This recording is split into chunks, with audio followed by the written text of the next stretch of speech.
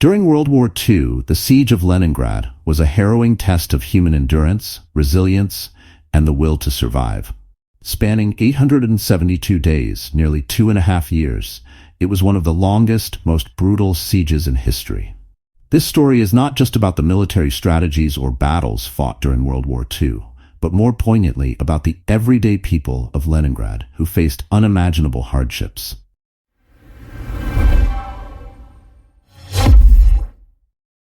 The siege started on September 8, 1941, when German and Finnish forces successfully encircled the city, cutting it off from much-needed supplies. It wouldn't be until January 27, 1944, that the siege would finally be lifted, and Leningrad would be freed from its torment. The city's suffering was unimaginable. Starvation became a weapon as devastating as bombs and bullets. German forces strategically cut all supply routes, intending to starve the city's population into submission. Meanwhile, bitter winter temperatures plunged to -22 degrees Fahrenheit, and fuel shortages left homes freezing cold. The people of Leningrad, once a vibrant urban population, were reduced to mere survival, rationing crumbs of bread made partly from sawdust. Food rations dwindled to almost nothing, barely enough to keep a person alive. People would wait in long lines for bread, only to find nothing was left. Survival turned into a day-by-day struggle, with each moment bringing new challenges. The Germans had made plans to eradicate the city and its people. There would be no surrender negotiations, no mercy. Hitler himself ordered that Leningrad must vanish from the face of the earth.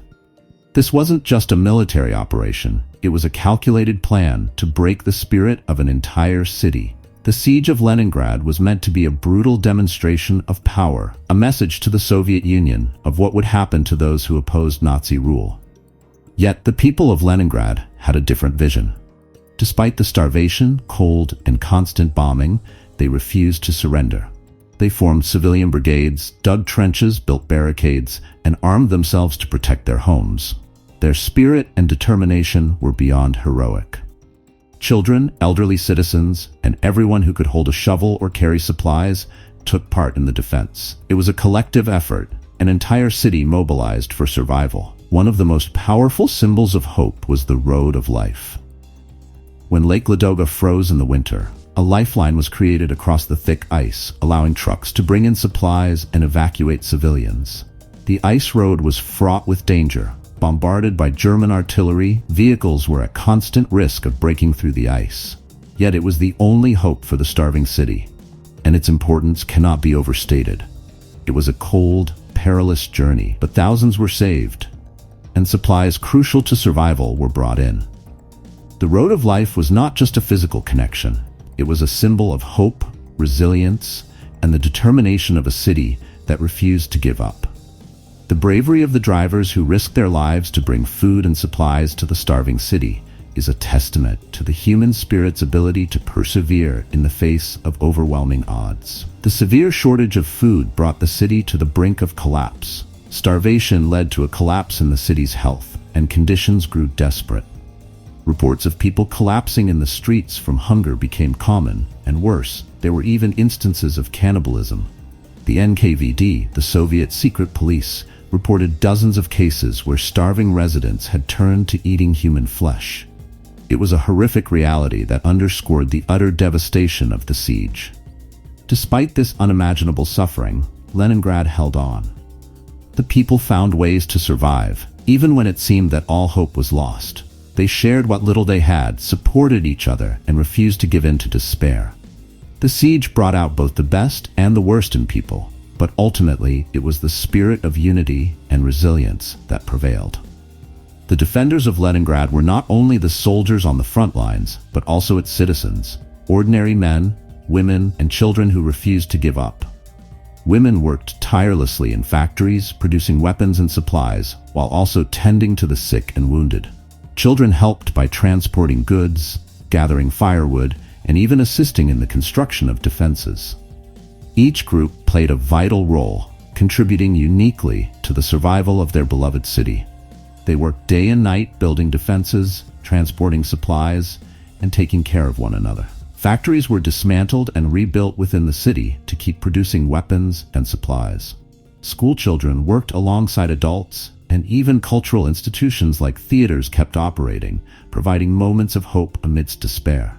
Theaters, orchestras, and artists continued to perform, giving the people of Leningrad a reason to keep going.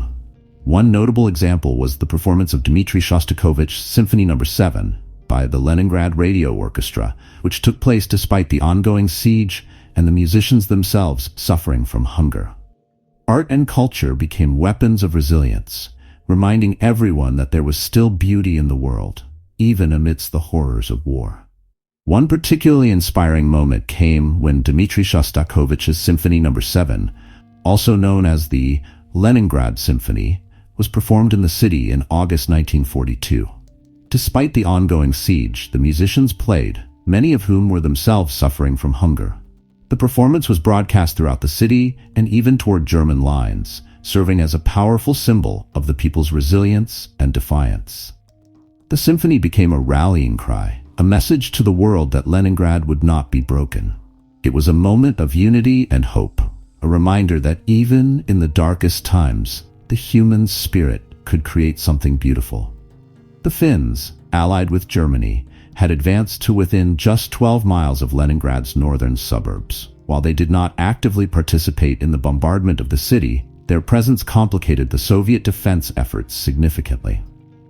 On the other side, German forces relentlessly shelled and bombed Leningrad. Fires broke out throughout the city as bombs hit vital supplies and infrastructure. The famous Badajevsky General Store, a massive food depot, was destroyed early in the siege, further deepening the crisis. The destruction of food supplies was a deliberate tactic aimed at breaking the will of the people. Despite this, the citizens of Leningrad refused to give in. They found creative ways to survive, turning parks into vegetable gardens and finding sustenance in whatever they could. However, the Red Army never stopped fighting. They launched numerous offensives to break the siege, though success was hard to come by. The Soviets finally managed to create a narrow land corridor to the city in January 1943 during Operation Iskra.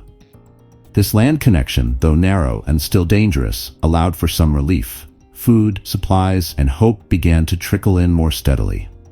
Yet it took another year of fierce fighting before the siege was completely broken. The determination of the Soviet forces, combined with the resilience of the city's defenders, ultimately led to victory. The lifting of the siege was not just a military success, it was a triumph of human will and endurance. On January 27, 1944, Leningrad was finally liberated. After 872 days, the blockade was lifted, and the people of Leningrad could begin to rebuild their shattered lives. The cost of survival was immense. An estimated 1.5 million people lost their lives, either from starvation, cold, or combat. The psychological scars left on those who lived through the siege would last a lifetime.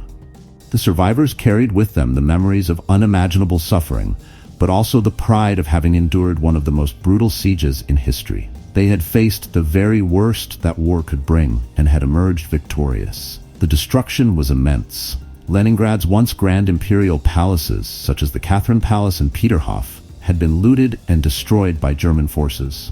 Homes, schools, factories, nothing was spared. Yet, despite this, the spirit of the city endured.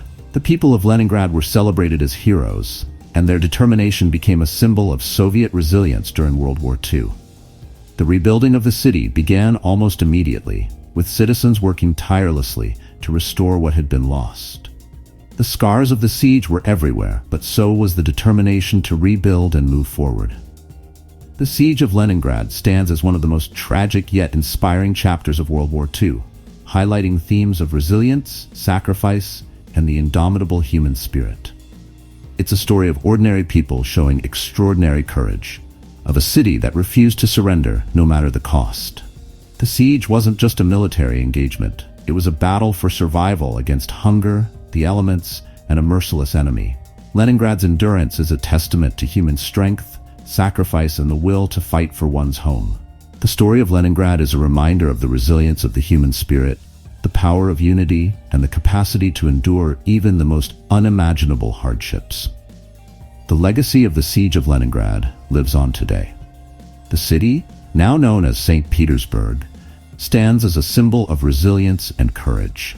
Monuments and memorials throughout the city honor those who fought and died during the siege. The Piskaryovskoye Memorial Cemetery, where 500,000 victims are buried, serves as a solemn reminder of the cost of freedom. The people of Leningrad showed the world that even in the face of overwhelming odds, the human spirit could not be broken. Their story is one of hope, courage, and the unyielding will to survive. If this story of resilience during World War II moved you, share it with someone who loves history. Dive deeper into our channel for more stories like this, tales of courage, sacrifice, and unyielding human spirit during some of the toughest moments in history. Want to uncover more secrets of World War II? Hit that subscribe button and let's explore the untold stories together.